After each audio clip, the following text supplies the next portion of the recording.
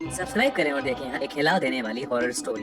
Bell icon press करना ना भूलें। ये बात है साल 2011 की। ईद का दिन था और हर जगह जश्न का माहौल था। वो दूसरी ईद थी जो वसीम अपने अम्मी अब्बू के बिना मना रहा था।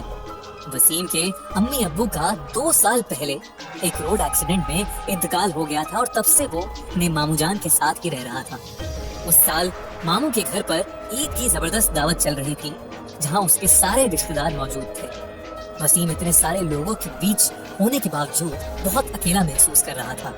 उसे अपने अम्मी अब्बू की बहुत याद आ रही थी। वसीम के कजिन्स इमरान और शिमाज उसकी इन फीलिंग्स से अनजान उसके लिए शीर कोरमा लाए, लेकिन उसकी मायूसियत देखकर उन्होंने उसका मूड ठीक करने का प्लान बनाया और उसे सलमान खान की फिल्म बॉडीगार्ड दिखाने ले गए।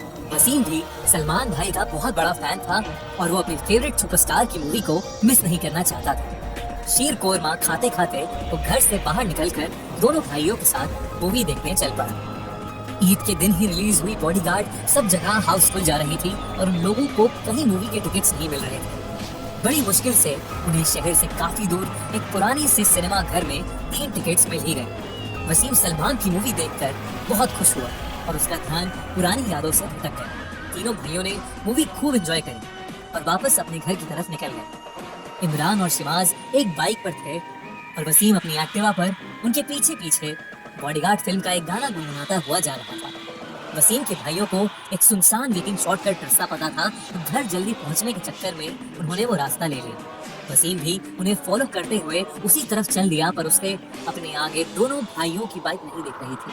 वो फिर भी गाना गुनगुनाते हुए आगे चलता गया। अचानक एक मोड़ पर वसीम को अपने सामने एक बहुत ही बड़ा साया दिखा। वो घबरा गया और उसने जोर से ब्रेक लगाया। उसे अपने सामने एक 7 फीट लंबा आदमी दिखा जो उसे घूरते हुए उसकी तरफ आगे बढ़ रहा था। वसीम डर के मारे सुन्न रह गया और हिलने की हिम्मत ही नहीं जुटा पाया। वसीम को अंधेरे में बस उसके बिखरे बालों के बीच से उसकी बड़ी बड़ी नीली आंखें दिख रही थी। वो वसीम के पास आया और उससे कहा कि वो बहुत भूखा है और उसे खाने के लिए कुछ चाहिए। वसीम का बदन डर से ठंडा पड़ चुका था।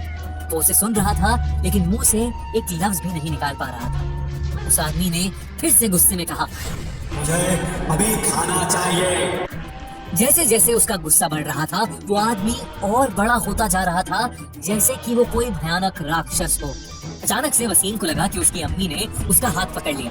वो पीछे मुड़ा तो वहाँ कोई नहीं था, लेकिन तभी उसे ख्याल आया कि उसने निकलते वक्त गाड़ी में शीर कोरमा रखा था। उसे जल्दी से शीर कोरमा निकालकर उस बड़े से आदमी को ऑफर किया। उस आदमी का हाथ उसकी ओर बढ़ा और अपने लंबे लंबे हाथों से वो शीर कोरमा लेकर वहां से गायब हो गया। बीच रास्ते में अकेला खड़ा वसीम कुछ समझ नहीं पाया कि उसके साथ क्या हुआ।